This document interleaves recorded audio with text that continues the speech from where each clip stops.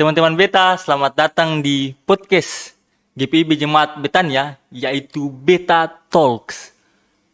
Dengan saya, Stevi Siolete, akan menemani teman-teman sekalian untuk kemudian kita akan berbincang-bincang santai dengan bintang tamu yang juga kece-kece, bintang tamu yang keren-keren. Tentu hari ini juga saya akan memperkenalkan bintang tamu kita, tapi ini merupakan episode yang pertama. Tentunya akan ada episode-episode lain yang juga keren-keren, teman-teman harus sering-sering nonton. Untuk episode yang pertama, bintang tamu kece kita hari ini saya akan memperkenalkannya, yaitu seorang pendeta. Pendeta yang sebenarnya untuk umur tidak dikatakan muda, tapi semangatnya masih sangat muda. Nanti kita perkenalkan. Beliau adalah Bapak Pendeta Hendra Benyamin Dores. Shalom. Bapak apa kabar? Baik. Baik. Iya. Sehat-sehat. Sehat. Selalu sehat memang, selalu ceria, selalu semangat. Begitu. Ini yang keren Harus dari begitu. bintang tamu kita. Pak, mungkin supaya tidak agak kaku kita ya. Boleh ke Bapak perkenalkan diri supaya maksudnya teman-teman Beta bisa mengenal Bapak lebih jauh lagi. Oke. Ini teman-teman Beta ya. Teman-teman Jadi Beta. Beta pun Sapanya teman-teman. Beta ya. pun teman-teman ini. Begini, perkenalkan nama saya Pendeta Hendra Dores, Sarjana Teologia. Dan untuk kesempatan kali ini, di periode pelayanan kali ini, saya ditempatkan oleh Majelis Sinode GPIB untuk melayani di GPIB Jemaat Betania, Makassar. Jadi orang bilang begini Steph, setelah sekian purnama berlalu, akhirnya saya bisa kembali ke sini, bisa kembali ke kampung halaman dan ditempatkan di Betania. Dan ini menjadi satu hal yang sangat excited buat saya untuk kembali melayani di Makassar, khususnya di Jemaat Betania. Oh, berarti Bapak memang dari awal di Makassar? Iya, saya lahir besar di sini. Lahir besar dan di sini, dari sekolah taman kanak-kanak di sini sampai menyelesaikan studi S1 teologi juga di sini. Oh, sabar Pak. Ini kan Bapak sekarang melayani di GPIB Jemaat Betania Makassar. Ya, Boleh tahu Bapak dulu di jemaat mana? Kalau saya tidak salah hitung, ini jemaat yang ke-8 yang saya layani. Jadi sebelum saya ke Betania, saya melayani di GPB Jemaat Bahtera Kasih, Gresik, di Mupel, Jawa Timur. Seperti itu. Ya, ini jemaat yang ke-8, kalau saya tidak salah hitung. Gitu. Maksud saya dulu waktu kecil di Makassar Bapak di Jemaat Betania atau di jemaat mana? Oh bukan, jemaat asli saya di Jemaat Bukit Zaitun, Makassar. Siap.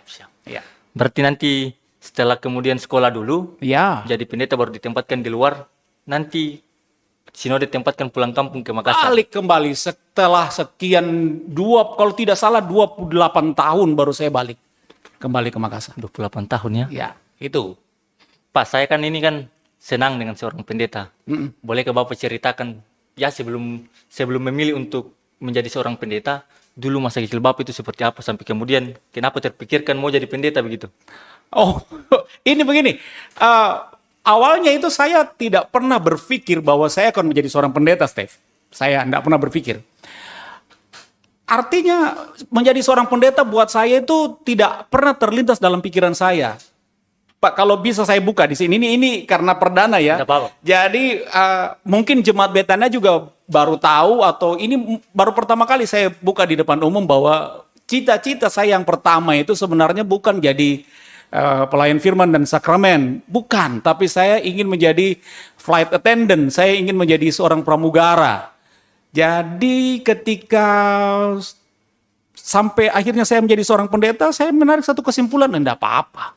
Pelayan juga toh. Karena kan ketika saya di udara saya melayani penumpang dan saya di sini saya harus melayani jemaat. Jadi ini bukan cita-cita saya yang pertama, gitu. Kenapa? Menarik juga ya dari Iya. pramugara ke pendeta. Kenapa sampai jauh dari pramugara tiba-tiba menjadi seorang pendeta? Nah, ini begini. Ketika saya sudah hampir tamat SMA, saya sudah bilang sama orang tua saya, papa mama saya bahwa saya akan masuk sekolah pramugara, gitu kan, kursus pramugara. Waktu itu sudah ada waktu itu masih ada satu maskapai tertentu ya, saya tidak bisa sebut di sini ya, nggak boleh dong, nggak bisa ya. Ada maskapai sendiri yang ya, saya pengen sudah terbuka pendaftaran di situ, tapi pada saat itu saya ngomong sama mama papa saya, terus mama saya ngomong begini, Steph. Oma itu ngomong gini, aduh, saya ini capek-capek lahirkan kau, baru kau mau buang diri dari udara, kan dah lucu. Lebih bagus cari cita-cita yang lain. Nah, setelah itu saya juga berpikir, ya juga sih, karena saya punya pendapat begini, ketika saya mau melangkah ke satu keinginan, tapi tidak mendapat restu dari orang tua, lebih baik saya mundur. Restu orang tua. Lebih baik saya mundur. Jadi setelah itu saya berpikir, saya tidak direstui. Karena saya sudah berusaha untuk meyakinkan mereka bahwa saya punya keinginan untuk jadi flight attendant. Tapi mereka bilang tidak. Gitu. Akhirnya di dalam proses-proses itu saya mencari apa kira-kira. Tiba-tiba saya lihat, saya memang dari kecil memang saya sudah jadi pengurus pelayan ya di Bukit Setun Makassar. Saya dari sejak kuliah di STT waktu itu masih STT Inti Makassar, saya sudah jadi pelayan PA, bahkan pengurus PA sampai saya selesai. Jadi ruang lingkup saya itu antara kampus, rumah, gereja, kampus, rumah, gereja, seperti itu. Jadi suatu saat ketika saya mencari, saya mau jadi apa sebenarnya? Tiba-tiba saya lihat pendeta waktu itu, seorang pendeta di Bukit Setun waktu itu masih pakai toga hitam. Oh, iya. Bukan toga putih, masih toga hitam. Ya, sekarang Bapak Pendeta sudah almarhum. Ketika dia mengangkat tangannya untuk menyampaikan ucapan berkat, di situ saya bilang, ih keren amat. Satu saat saya pengen dong seperti itu. Saya pengen mengangkat tangan, kemudian mengucapkan ucapan berkat yang bukan ucapan berkat yang biasa-biasa, ucapan berkat dari Alkitab dong, ya kan? Itu Tuhan memberkati engkau dan melindungi engkau. Saya langsung, kayaknya. Setelah itu baru saya berpikir, oke, saya pengen jadi pendeta. Itu di detik-detik terakhir saya mau menyelesaikan studi di SMA pada saat itu. Waktu SMA itu? Waktu SMA. Oh, jadi sebelumnya memang waktu SMA setelah tidak direstui oleh orang tua untuk Oma khususnya untuk pramugara, Bapak semacam kayak lagi mencari begitu. Cari. Akan kemana? Mau. Nanti tersentuh pas di ibadah itu, pas pemberkatan oleh pendeta. Iya. Boleh saya sebut itu sebagai sebuah panggilan, Pak? Ketika kemudian tersentuh melihat... Bisa jadi begitu, Steph. Karena begini ya, ketika itu kan saya bergumul bahwa saya tidak direstui jadi flight attendant. Ya. Padahal saya pengen jadi pelayan, saya pengen jadi pengabdi. Begitu isinya, saya ingin melayani begitu loh. Ya kan? Tapi kan kelihatannya keren sekali kalau dibilang flight attendant, terbang gitu tuh. Artinya dengan style dan bagian itu. Tapi saya pikir jadi pelayan. Ternyata Tuhan bilang, you bukan melayani di situ. You harus melayani banyak orang, bukan hanya orang yang terbang saja, bukan hanya sekali-sekali, tapi you harus melayani. Dan saya pikir itu satu panggilan. Saya pikir itu suatu visi. Tuhan memperlihatkan saya visi ini yang harus kau layani. Dan itu di masa SMA, masa remaja yang kemudian pasti kan lagi seru-serunya, lagi mencari sesuatu, lagi kepo-keponya, cari jati diri lah bahasanya. Bolehkah saya tahu kira-kira Bapak ini, maksudnya waktu SMA itu seorang anak yang dibilang alim kah sampai layak masuk STT atau seperti apa? Tidak juga. Kemudian pasti orang-orang di sana pada akhirnya di luar bisa saja ketika merasa dipanggil, ya kenapa tidak untuk jadi seorang Tidak juga, Steph. Tidak juga. Saya termasuk anak yang suka jahil ya, suka jahilin orang, suka kerjain orang. Betannya. Ya suka. Saya tidak suka lihat orang tenang-tenang gitu loh. Saya suka pokoknya ada saja orang bilang beta paling suka baganggu. Jadi ada saja yang beta bikin jadi kelakar begitu. Nggak bisa disebut seorang yang alim-alim sekali. Tidak. Oh, berarti sama sekali tidak. Berarti tidak kemudian harus seorang alim dulu baru masuk. Iya dong. Tidak harus seperti itu. Ingat dong Rasul Paulus. Iya, siap. Oh? Cocok. Siapa dia? Gitu toh. Jadi awalnya karena melihat ataupun tersentuh dengan pemberkatan itu, Bapak merasa terpanggil untuk menjadi seorang pendeta. Iya. Setelah lulus langsung daftar, Pak, sekolah pendeta. Setelah lulus langsung. Setelah lulus langsung mendaftar. Langsung, saya tidak ada pilihan lain. Saya tidak ikut UNPTN apa dia yang namanya. Saya tidak ikut itu lagi. Tapi tidak ada planning B begitu? No, tidak ada. Saya langsung mendaftar ke STT Intim. STT Intim. Dan satu kali babak pertama. Tahap pertama langsung lulus. Baru itu sekitar tahun berapa itu, Pak? Tahun 1988.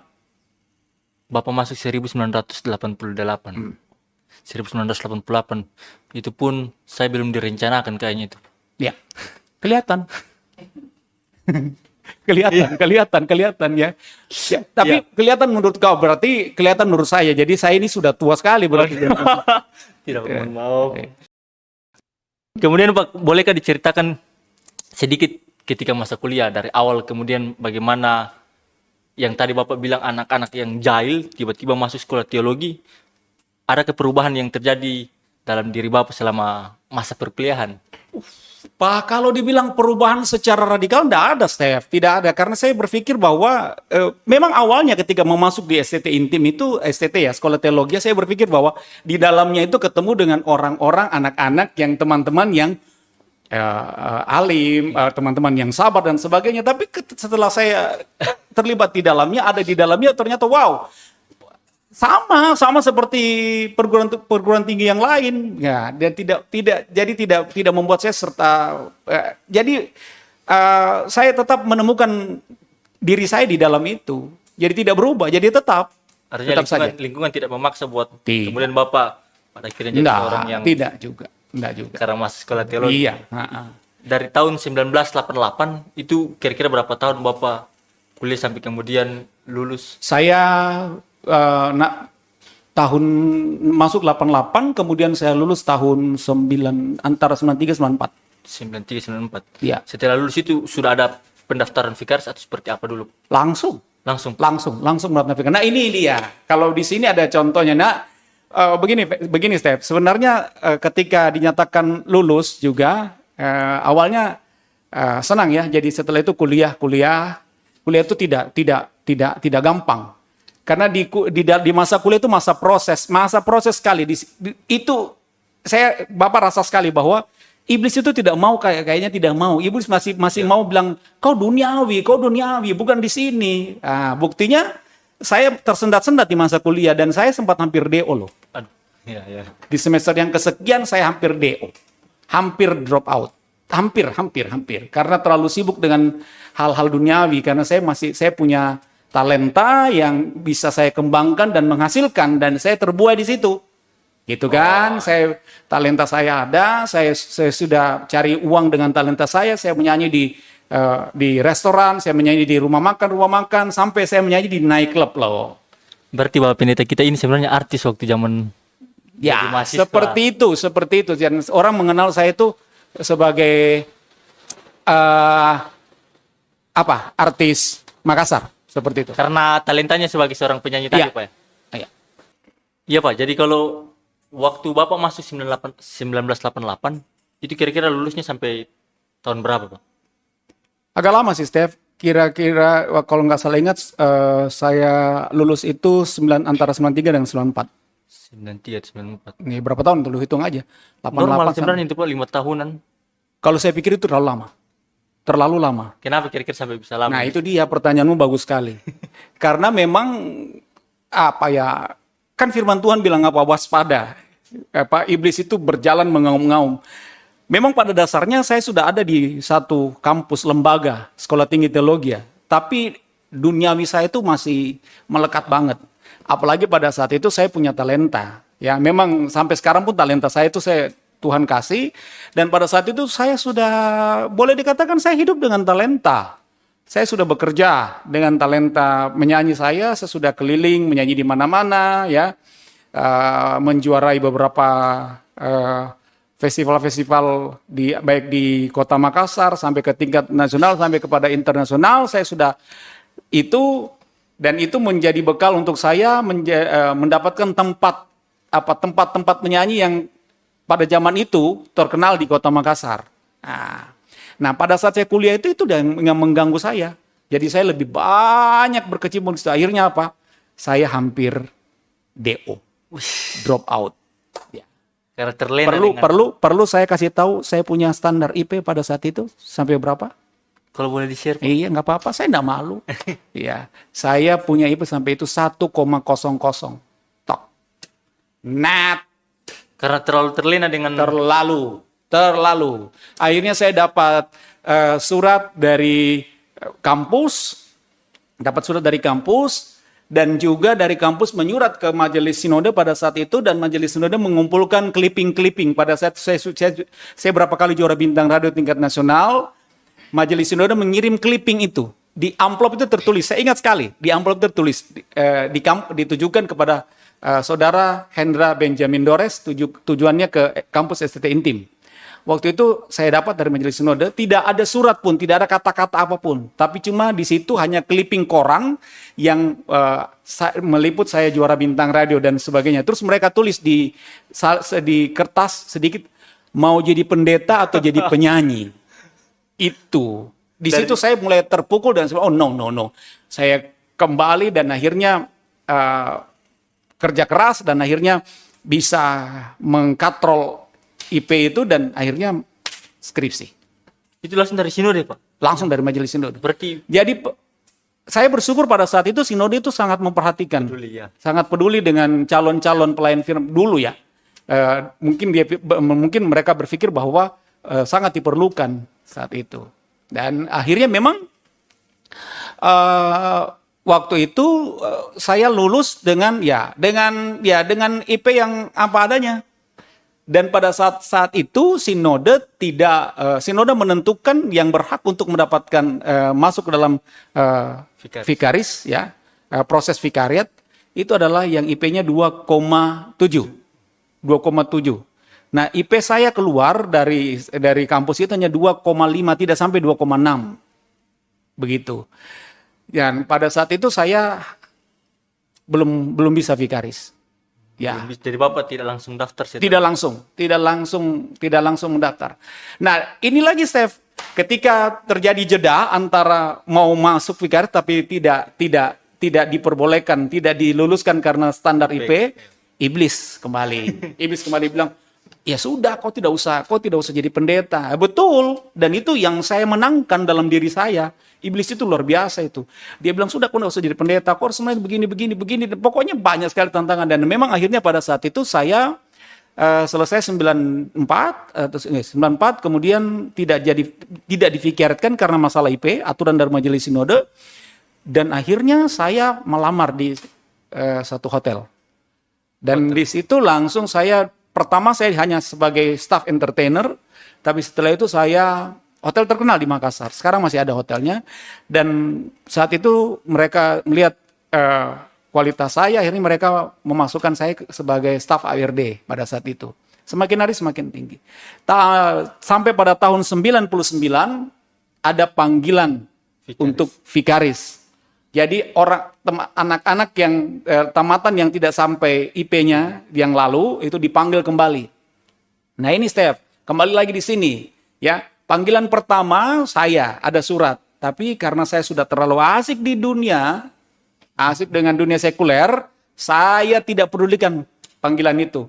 Tahu, Vita, Bapak taruh di mana itu panggilan itu? Bapak simpan di lemari dan tidak ketahuan sama oma opa. Sampai 2 kali dipanggil. Jadi tes vikaris pertama saya sudah ada tapi saya tidak ikut. Vikaris yang kedua ada lagi, dipanggil lagi untuk kembali ikut, ya kan? Saya bilang saya tidak mau karena saya sudah senang. Karena saya bilang waktu saat itu saya baru pulang bekerja di Brunei. Saya dikontrak di Brunei 3 bulan pada saat itu dan saya bilang saya sudah di sini. Ya saya tidak akan jadi pendeta gitu. Datang panggilan kedua saya stop. Saya nggak mau. Saya simpan. Tapi ini Tuhan bilang apa ya? Tuhan, saya percaya sekali bahwa Tuhan sudah membentuk saya dari rahim ibu saya untuk jadi seorang pendeta, jadi pelayan firman dan sakramen. Bukan entertain, bukan penyanyi, bukan Steph, bukan. Nah, akhirnya saya pulang kerja pada saat itu, saya ingat sekali saya pulang kerja pada saat itu, oma, opa ada di ruang makan. Dan oma, opa bilang gini, ini apa? Surat itu. Oh, didapat. Surat, dapat. Ini apa? Terus oma menangis pada saat itu, oma bilang gini, saya tahu yang membiayai kau punya kuliah selama ini bukan mama papa, tapi kau biayai diri sendiri. Tapi ini tujuanmu. Tolong segera buktikan ini kepada mama papa bahwa kau bisa ke sini.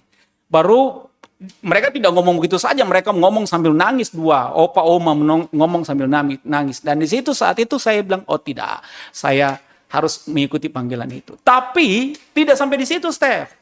Tidak sampai di situ, ya. Saya cerita ya, nggak apa-apa ya. Nggak apa-apa, Pak. Saya cerita. Bagus lagi. Jadi ketika saya sudah berangkat, saya sengaja membuat diri saya supaya saya tidak lulus. Tes Vikaris pada saat itu semuanya kan datang tes saya ingat pada saat itu dipanggil gelombang kedua, tesnya pada saat itu psikotes.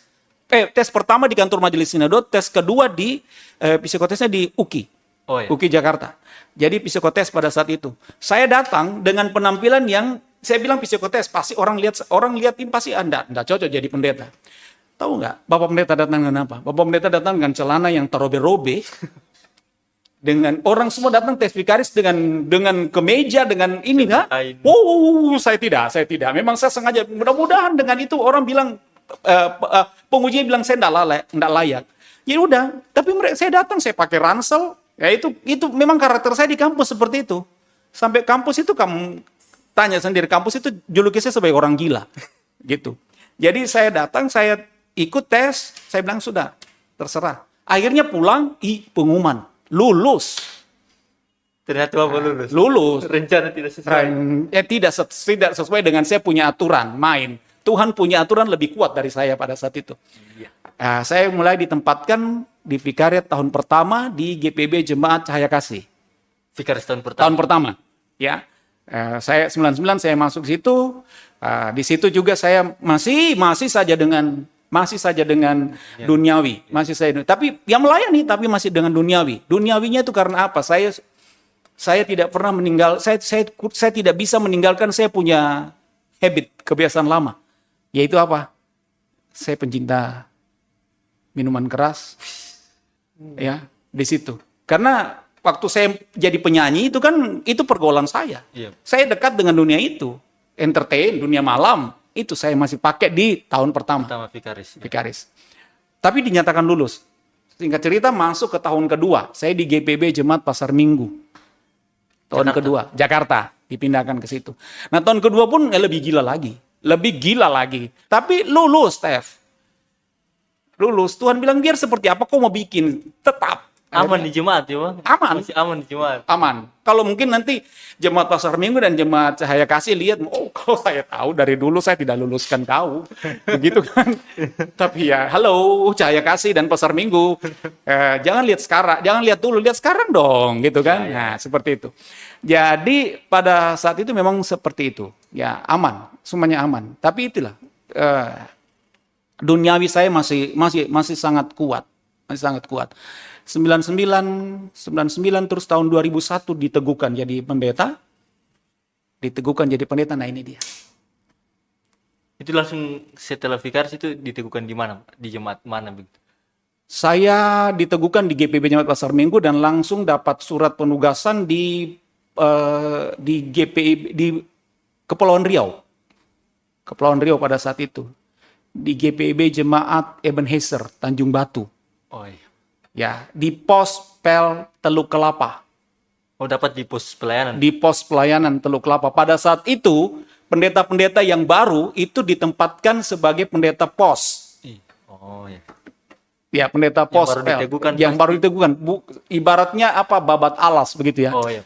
Kita masuk untuk mempersiapkan segala sesuatu. Jadi pada saat itu saya ditempatkan di situ, di Pulau Mendol. Kalau saya tidak salah namanya Pulau Mendol. Di Teluk Kelapa. Dari Tanjung Balai Karimun kita harus naik speed, kemudian dari speed saya harus sekian naik sampan kalau saya tidak salah ingat, kemudian saya harus naik sepeda menuju ke tempat. Dan itu di tahun 2001? Tahun 2001 di situ. Nah, di situ. Dapat di tempat bisa dikatakan terpencil Pak ya? Dapat. Karena sudah harus menyeberang lagi. Terpencil sekali, tidak terjangkau oleh kemajuan teknologi. Dari pas di Jakarta ke tempat di Pospel ke situ Pak, bagaimana perasaannya Bapak? Perasaannya ya pasti manusiawi. Saya pikir, kok begini sih jadi pendeta? Yeah. Itu di luar daripada ekspektasi saya pada saat itu. Ya kan? Saya berpikir bahwa Pospel ya Pospel. Pasti bagus. Pasti ada, paling tidak sebegitu yang ada dalam benak saya. Nah di situ. Memangnya bagaimana situasinya waktu di Pospel? Aduh. Boleh Luar sedikit biasa, luar dijelaskan? biasa di situ, luar biasa di situ. Hanya ada satu keluarga waktu zaman saya itu ada satu keluarga yang Kristen, yang lainnya belum, yang lainnya belum. Jadi saya harus mengkristenkan dalam tanda petik, ya, menginjili suku laut pada saat itu untuk jadi Kristen. Artinya Bapak memang bangun jemaat di sana, Pak, ya, ditempatkan di sana untuk bangun sebuah jemaat. Iya, pada saat itu hanya keluarga. satu keluarga itu saja yang Kristen itu. Yang lain itu belum. Jadi masih Kristen, masih ya sering-sering belum terlalu aktif, jadi masih. Dan itu sudah dibuka, tapi sudah ada posnya di situ, sudah ada tempat. Tapi belum ada tempat ibadahnya, belum ada gerejanya dan sebagainya. Boleh Bapak ceritakan sedikit awal-awal di Pospel bagaimana? Awal-awal masuk di situ ya jelas saya tidak tahan. Tidak kuat karena pikiran saya tidak seperti itu. Itu di luar ekspektasi saya. Tidak nyaman ya Pak? Tidak nyaman. Sama sekali tidak nyaman. Dan Tapi ini, masih bisa bertahan. oh, ini pertanyaan yang bagus. Ini pertanyaan yang bagus. Kalau jawabannya saya bilang saya pada akhirnya tidak tahan Di Pospel. di pos itu dan memutuskan untuk keluar. Sebagai seorang pendeta, Iya. keluar ini maksudnya Pak, dengan keputusan sinode atau Bapak sendiri yang memilih? Keluar dari pelayanan. Keputusan saya sendiri. Sendiri tanpa dikomunikasikan dengan pihak No, sinode. sama sekali tidak. Jadi bisa saya sebut begitu, Bapak semacam Lari karena tidak kuat. tidak kuat. Lu bayangin aja kan, saya katakan dari kota Makassar. Iya. Kemudian saya menjalani masa vikariat di Surabaya. Ya, tahu kota besar. Terus ke Jakarta. Jakarta, ya. Jadi sifat apa ya? Situasi hedon itu melekat dan saya orang entertainer. Jadi ketika masuk di pos itu saya sama sekali tidak kuat. Berbeda gaya hidup yang Bapak selama ini Ya hidup. beda sekali pada saat itu. Yang itu membuat saya mundur, lari. Terus bagaimana ketika Bapak tinggalkan jemaat, apa tanggapan sinode atau keluarga dan Nah, ini orang juga lain? pertanyaan bagus. Akhirnya saya kena sanksi dari majelis sinode.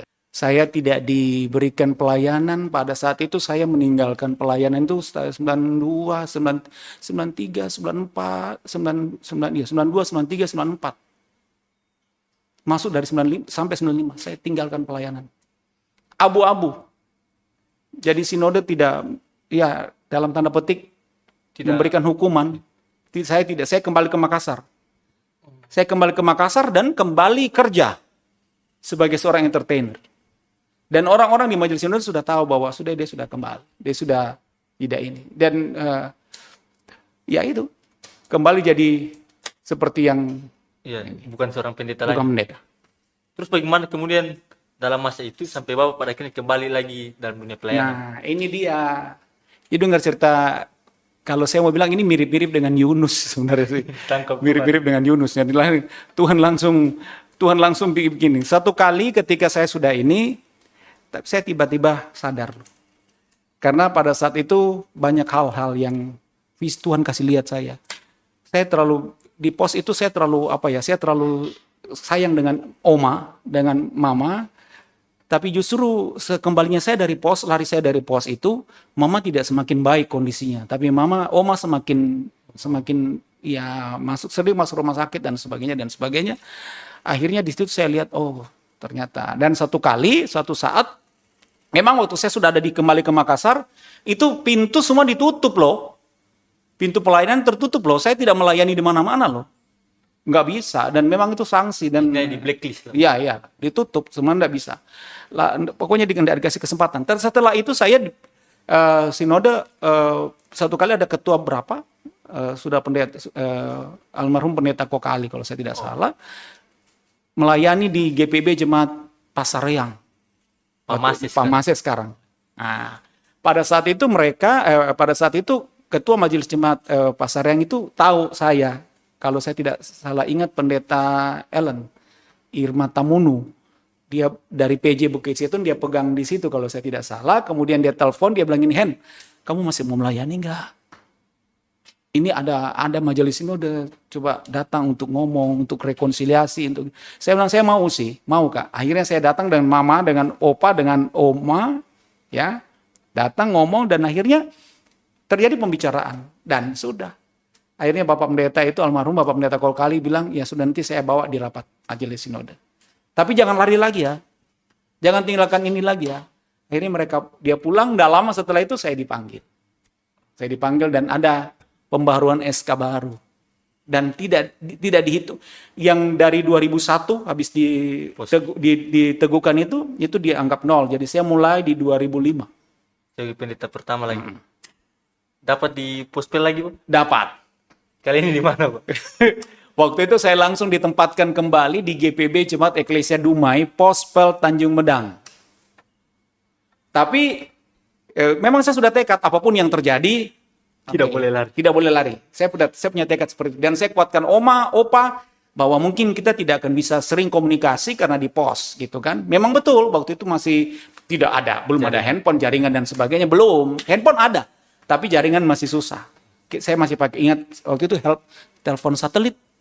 Ya, itu via satelit gitu. Dan itu dia punya argo itu kan argo kuda tutut begitu kan. Jadi kalau kita telepon jadi saya hanya telepon, "Halo Ma, Pak, saya sehat. Amin." Sudah, salam, tutup. Mati gitu, ya kan? Ya, seperti itu. Tapi memang ya waktu itu saya ditempa. Nah, di situ saya dapat di Pospel Tanjung Immanuel Tanjung Medang, dan yang di situ luar biasanya karena saya ditempatkan di situ ada Yapendik. Yapendik GPIB.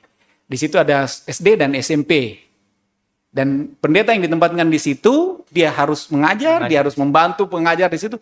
Dan itu menjadi warna baru buat saya dan saya termotivasi untuk terus melayani di sana. Iya.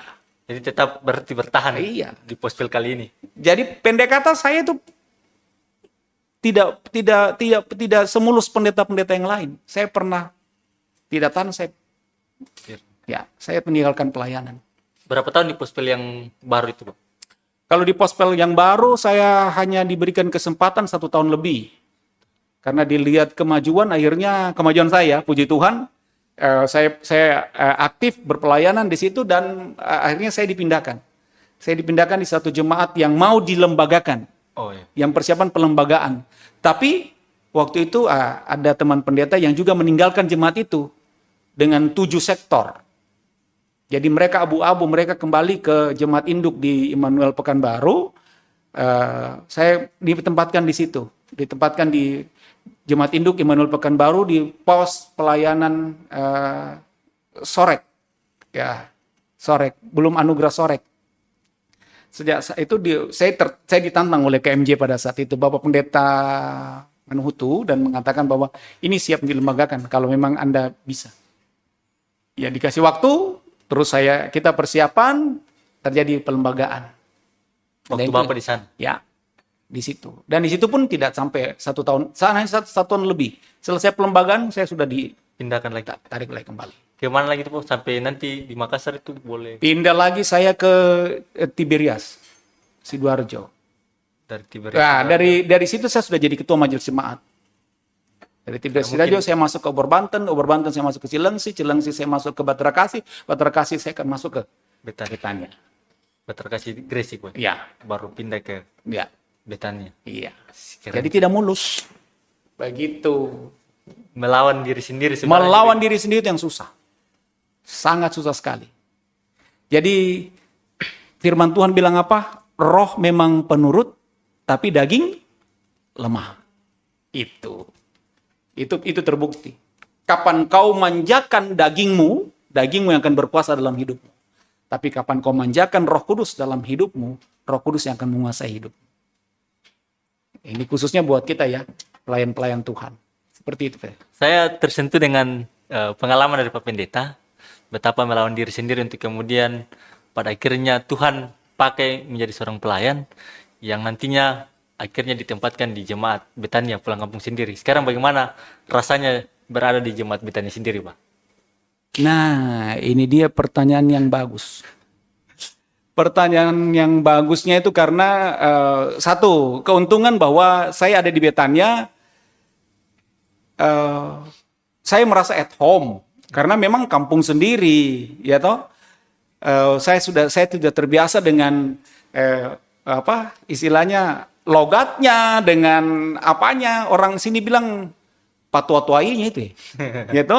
Jadi sudah terbiasa karena memang saya lahir di Mesir. Jadi ketika ditempatkan di Betania memang agak sedikit berpikir, saya diterima tidak ya? Tapi setelah ya coba, setelah ini ya akhirnya bisa berjalan. Dan puji Tuhan kan sudah 1 tahun lebih ya. Di Betania. Ada mungkin, kan biasanya orang bilang, sebelum masuk Betania katanya ada yang takut-takut lah. Kalau menurut Bapak bagaimana? Wow. Bagaimana dengan warga jemaat Betania? Dibuka ini. Perlu dibuka? Boleh dong. Dibuka. Di-spill sedikit. Di-spill sedikit. Spill ya. Awalnya mendengar ini kita jujur-jujur saja ya. Kasus ke belakang yang dulu ya sebelum ini ya seperti itu. Saya dengarnya seperti itu. Ya seperti banyak juga yang mengatakan begini. Termasuk keluarga saya sendiri, adik-adik saya sendiri. Waktu saya kabarkan bahwa, saya pindah. Kau dapat di mana? Saya dapat di Betania. Betania mana? Orang pikir Betania Jakarta atau Betania Makassar. Begitu saya bilang Betania Makassar, saya punya adik-adik, saya punya saudara-saudara, apa orang bilang seperti istilah Makassar. Ya dende. Seperti itu, jadi seperti momok yang, sebegitu kah? Sebegitu seramnya kah? Begitu toh, tapi saya bilang, tidak. Saya punya prinsip begini, Steph. Ketika Tuhan menempatkan saya di satu tempat, sebelum saya masuk di tempat itu, Tuhan sudah duluan di situ loh. Untuk mengatur, mengurus segalanya, Tuhan sudah atur segalanya, sehingga apa yang saya khawatirkan itu tidak akan terjadi. Dan I know that, dan saya alami sampai dengan saat ini. Aman, Pak? Aman. Nyaman. Bahkan kalau bilang berapa periode ya silakan. Nanti mungkin dinonton sama MS, Pak. Ditempatkan terus di sini. Oh iya, silakan aja. Tergantung MS, Pak ya. Tapi aman, nyaman di Betania. Iya, dinamika pasti ada. Cuman kan bagaimana cara kita mengantisipasi dinamika itu. Bagaimana caranya sebagai ketua majelis jemaat kita bisa masuk dalam dinamika itu, tidak membuat dinamika itu sebagai tempat untuk kita baper dan sebagainya, untuk tidak mari kita berdinamika dengan secara sehat. Gitu. Saya lihat kan Bapak ini kayak setelah sampai di Makassar agaknya sibuk ya Pak, di pelayanan banyak, di mana-mana melayani. Bagaimana Bapak mengatur untuk kemudian bisa tetap baik? Betul. Kalau dibandingkan dengan jemaat saya yang sebelum Betania ya, jemaat saya di yang lalu itu kan memang di situ kota industri. Tapi saya juga sibuk, tapi tidak sesibuk di Betania. Makassar, gitu. Apalagi dalam masuk dalam satu tahun pelayanan ini sudah sampai saya sudah mengatakan bahwa tidak bisa melayani. Banyak yang saya tolak, banyak yang tidak bisa. Gitu. Karena sudah terlalu padat. Iya. Gitu. Yang dari dulu akhirnya ketika ditempatkan di Betania terbukti dengan Tuhan pakai itu di berbagai itu dia, banyak kesibukan. Banyak kesempatan untuk menjadi rema, menjadi berkat untuk orang. Iya Pak, tidak terasa sebenarnya ini cerita-ceritanya dengan Bapak. Sebenarnya kan ini sudah mau menjelang Paskah Pak. Iya. Tidak lama lagi kita akan merayakan Paskah. Mungkin ada sedikit yang bisa dibagikan untuk teman-teman beta. Bagaimana mempersiapkan diri menghadapi Paskah nantinya. Oh iya. Saya berbicara berdasarkan pengalaman hidup saya dong. Boleh ya? Begini. Dalam memasuki Minggu Prapaskah, menikmati Minggu Prapaskah sampai pada Jumat Agung dan Paskah nanti, kalau saya sendiri merenungkan begini, bahwa Tuhan begitu baik kepada saya. Tuhan sudah mengalahkan kedagingan saya. Karena itu, dalam rangka menghormati dan menghargai pengorbanan Tuhan yang sudah mengalahkan kedagingan saya harus berusaha untuk menjaga kekudusan itu. Saya tidak bisa pungkiri bahwa masih sering kedagingan itu muncul. Tapi bagaimana saya minta kekuatan Roh Kudus. Jadi himbauan saya untuk jemaat Betania atau teman-teman beta semua, teman-teman kita semua, teman-teman beta khususnya, ya dalam rangka memasuki Minggu Prapaskah ini, memasuki masa Jumat Agung dan nanti Paskah, mari bersama-sama kita ingat akan karya Kristus yang sudah membuat kita ada sebagaimana kita ada. Pertahankan itu. Jangan sampai kita menjadi pengkhianat-pengkhianat dalam petik, tanda petik lagi. Seperti itu. Pesan yang sangat bermakna untuk teman-teman beta yang sedang menonton. Ya. Pesan dari Bapak Pendeta untuk kita sekalian yang tidak lama lagi akan merayakan hari Paskah, di mana Yesus telah mengorbankan dirinya untuk menebus dosa-dosa kita. Terima kasih Pak. Tidak Sama-sama. terasa diskusi yang saya sendiri tentunya banyak hal yang pada akhirnya saya belajar dari pengalaman Bapak, di mana melawan diri sendiri, melawan lingkungan yang ada, Melawan kedagingan berat. melawan kedagingan, sampai akhirnya Tuhan ternyata sudah membentuk dan memakai Bapak untuk tetap menjadi alatnya di manapun ke depannya. Terima kasih untuk pengalamannya Pak. Sama-sama. Mungkin sebelum tutup ada pesan-pesan selain daripada pesan Paskah yang tadi sudah disampaikan untuk penonton ataupun untuk teman-teman beta. Teman-teman beta, saya cuma mau bilang, sekali Yesus, tetap Yesus.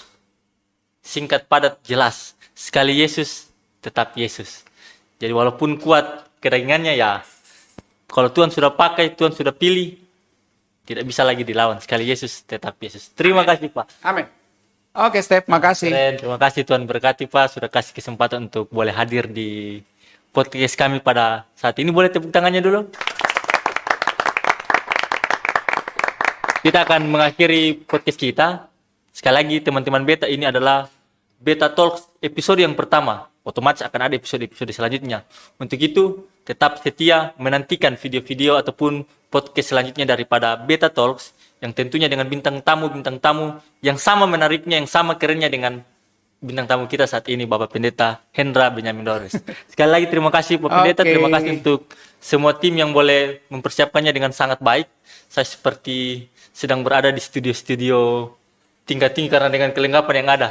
Kiranya Tuhan Yesus terus memakai kita menjadi alat-alat Tuhan dimanapun kita ditempatkan. Tuhan memberkati kita. Shalom. Shalom.